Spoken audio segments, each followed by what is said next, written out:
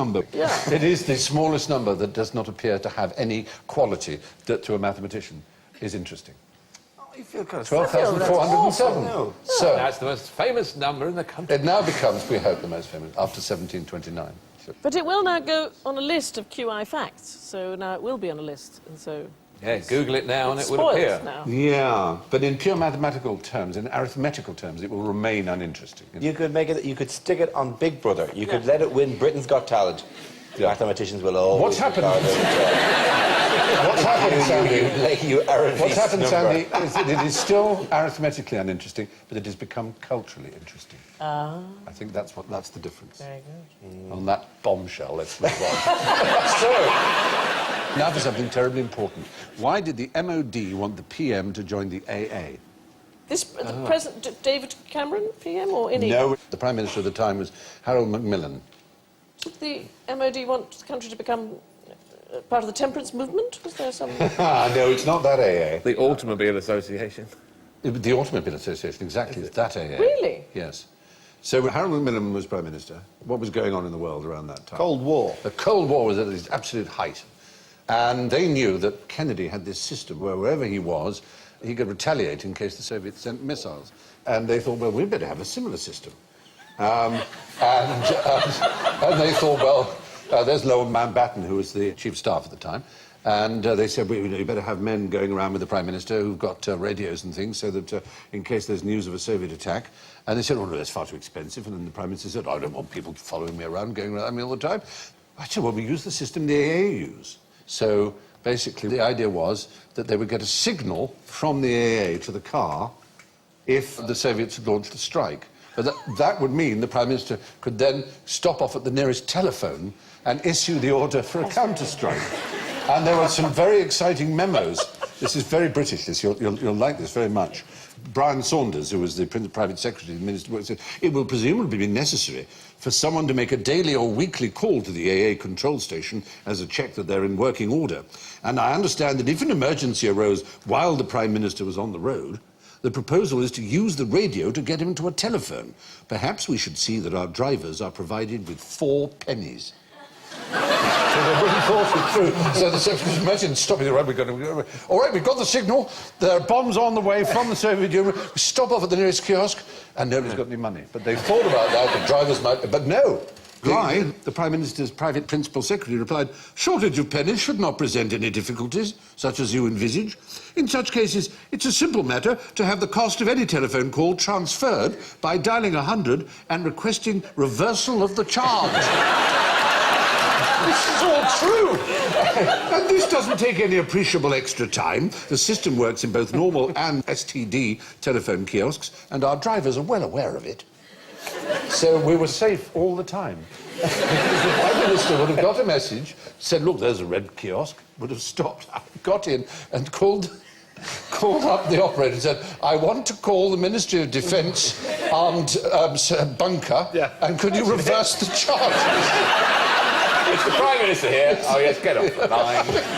Doesn't he look marvellous, did it not used to be, or have I misremembered this, that they used to... Yes, they used to salute if you remember as you drove That's right, past. they used to salute. They should have that back again, that'd be marvellous. We're veering off the road. But they had our security at heart because Bligh considered buying full membership of the RAC as well, just in case. So they were really lashed out. But they discovered after the Cuban Missile Crisis that they didn't have any protocols in place for firing our nuclear weapons, which is how they've ended up with this thing where the Prime Minister, when you become Prime Minister, you sit down and write a letter to the Trident captains that's then sent to the submarine.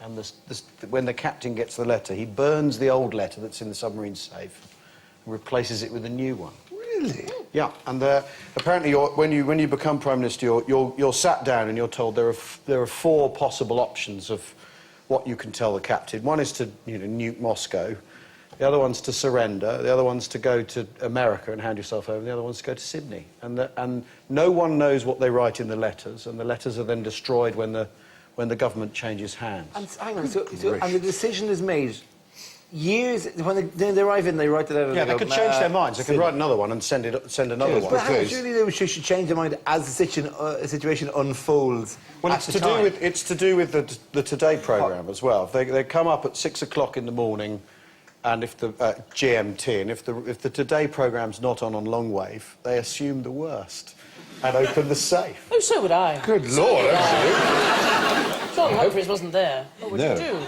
I hope they remember when it's a Sunday, there is no Today programme on Sunday. I'm sure they've thought about that. Yeah. What if the war started in Sydney? And how do you get the letter? Well, I to the think guy one in of submarine? the options is also you make your mind up. Yes. I bet all the captains have peeked at the letter. You would peak, wouldn't Steamed you? it open with a kettle. Oh. So did Dave. Yeah. He's Very admitting that he doesn't really know what the big society means. Yeah. Anyway, and now it's time to include all of our incompetencies into one easily managed inquiry that we call general ignorance. So fingers on buzzers. And what does the I represent in the US dollar? Yes, Al. Freemasonry? I knew it fell into our trap. I knew it. Now, in fact, the I was used as a symbol in Freemasonry after the design of the dollar. It's just an all-seeing providence, supposedly, that's just there to show... It's a bit trippy, though, isn't it? It is a bit Weird, damn like, as a dollar. thing to have on. Benjamin Franklin, it's true, was a Mason. He was the only one on the design committee of the dollar bill who was a Mason. But he wasn't on the final committee, and the I was not used as a Masonic symbol until after. A committee designed that? Yes. That would be remarkable that you get that past a committee. And they go, yeah, why don't we stick a So we're all pyramid? agreed. Yeah. Floating eye. So we like, over we the like the pyramid. floating, freaky, disembodied eye. We all like that? Yeah, that sounds like a great idea. Let's all do that. I still want the cock and balls. Sure, we just don't want like a natural scene, like maybe a river or something normal. Turkey. No. Eye, a floating, disembodied, all-seeing eye above a pyramid. What could be more American than that? Okay, I'm okay with that. Well, the extraordinary thing is, of course, is that it hasn't changed. Ours changes all the time. And there's that old quiz question, is it 100,000 acres, 1 million acres, or 10 million acres of woodland that is chopped down every year for making the American currency notes? No. Do you know which? They're not made of paper. No, they're not made of paper, they're made of linen, so no trees. What were the inhabitants of Mexico called before the Europeans arrived? I'm going to say Aztecs. Yeah. Oh, thank you. No, Mexicans. Basically, Mexicans, they call themselves, yeah. That's right. Aztec was a reference to an island in the middle of the lake from which they traced their source, but they didn't call themselves Aztecs. This really at all. looks like a fantastic place. It looks great. Doesn't it? You can imagine how Exciting. excited the Spanish were that they'd conquered it and It's a killed lo- all its people and stolen all its gold. Massive selection of Mexican How transgender can Europeans people. again? They are a Nahua people, and their language is Nahuatl. And there are words in English that are derived from Nahuatl, and there are points available if you can give me some Nahuatl words that we use chocolate. in England. Chocolate is one. Very good. I've run out. Burrito. Burrito. Burrito is Spanish for little donkey. Because it's in the shape of a little donkey. Burrito, your breakfast burrito. No, it's not that. Guacamole. Guacamole, I don't think so. I think that's also Spanish. But Refried beans. Tequila. tequila, I'll give you tequila, definitely. Really? Tequila is a Nahuatl word. As is... We knocked the others out. That was the process of elimination. As is... That's not knowledge. That's a crapshoot. That's welcome to QI. Timing, my friend. You can have tomato. Tomato. Tomato. Very good. Tequila. Well, we've already had tequila, but I haven't yet heard avocado. I said avocado. Yes. Oh, did you get the avocado points? then? Avocado. And breaking news just coming in here, guacamole is a Nahuatl word. Guacamole. Yeah. Yes, indeed. Sex and drugs and guacamole. Do you not think it sounds like Toad of Toad Hall's Mexican cousin? Guacamole. Guacamole's coming over. Chili. You could have had chili as well. Chili. Chili? Just simply chili. Very Anyway, there we are. What did Prince Albert invent? Ah, cock ring.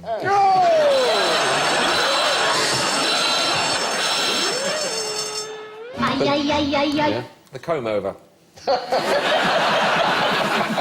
There was bizarrely, there was something he actually did invent, which is not quite as intimate as the item of piercing jewellery that you referred to. A cutlass. No.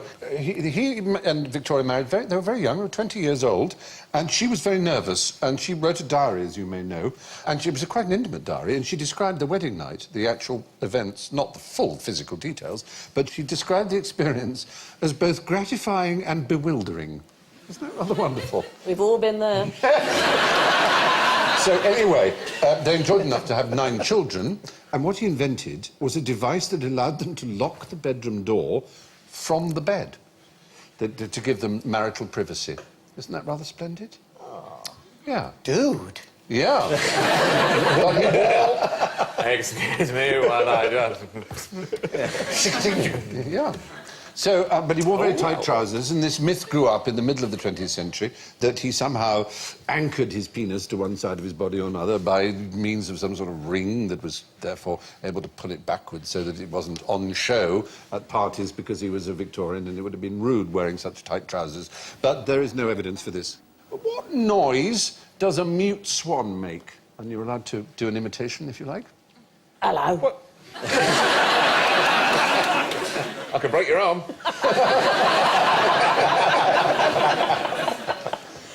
Does that, doesn't it? Was that? Oh, dear, oh, dear, oh, dear. No, well, you'd think being called a mute swan, but I'm afraid again you've fallen into our trap. They sort of hoot, don't they, like a goose? Well, they did the whole range of noises that swans make, which is hissing, snorting, grunting, and indeed honking. They do all those noises. They are incredibly But they noisy. just do it more quietly than other species of swan, and therefore they were called the mute swan. They actually make a very loud noise when they fly. They are the heaviest bird that flies in all nature. They're rubbish landers, though. They are. They are really rubbish at landing. They come in side. and there's a feet are going like this. And, that's my swan impersonation landing on the Thames. Very good. Very good. Which brings us nicely and neatly to the swan song of the scores. And what remarkable reading they make too, ladies and gentlemen. In first place, with a majestic +11, Sandy Toksvig! And in a very creditable second place, with +6, Dara O'Brien.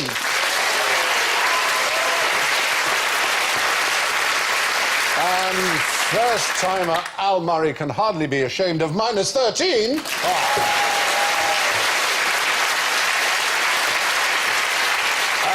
And Alan is all too used to bringing up the rear with -22.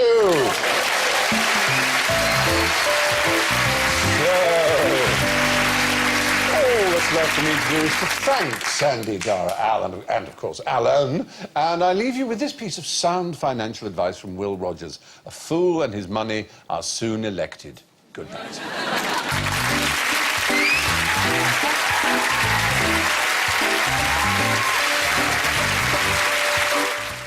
More comedy as Russell Howard has some extra good news here on BBC HD tonight at 10 to 11. That's after time.